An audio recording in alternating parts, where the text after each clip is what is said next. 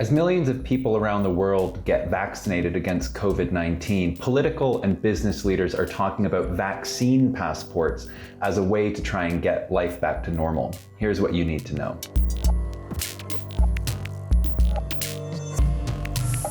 So what's the idea behind vaccine passports? There's a lot of people out there, including governments that rely on tourism, who want global travel to resume, and they want it to resume as safely as possible. So there are a lot of people out there that think vaccine passports are the way to make that happen.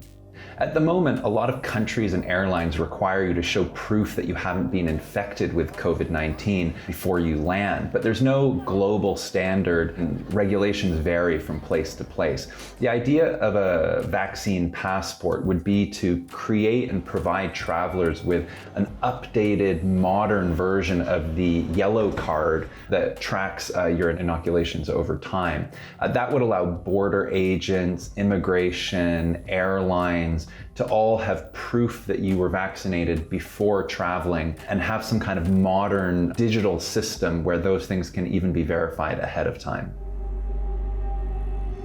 So who's actually developing vaccine passports? There's a number of initiatives out there. There are some being pushed by international travel organizations that would help airlines and border agencies integrate the different requirements for different travelers around the world related to COVID-19.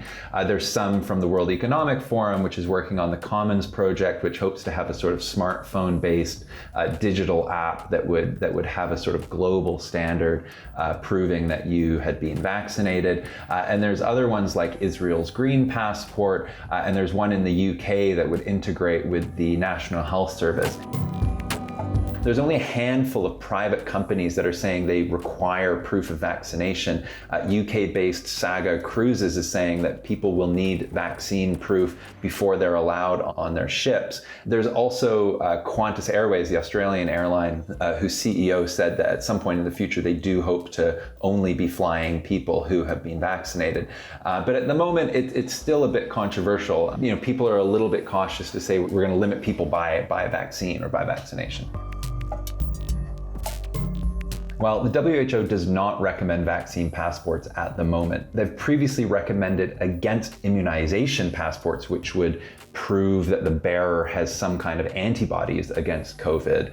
But they basically recommend against these passports for two reasons. One is that people who have been vaccinated can still carry COVID, so they could still technically spread it.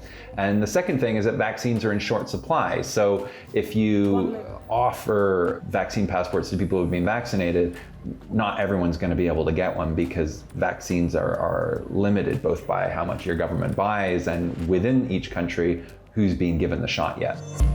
There's been a lot of research over the course of the global pandemic that's shown COVID-19 has really hit communities of color hard. It's hit informal sector workers in the developing world. It's really just had an unequal impact across the world and really exacerbated existing inequalities that were already out there. Some worry that vaccine passports could effectively create a sort of new global elite of vaccinated travelers who are free to cross borders, while other people who aren't as lucky or who happen to live in poorer countries may be disadvantaged or further disadvantaged as a result of not having access to one of these vaccine passports.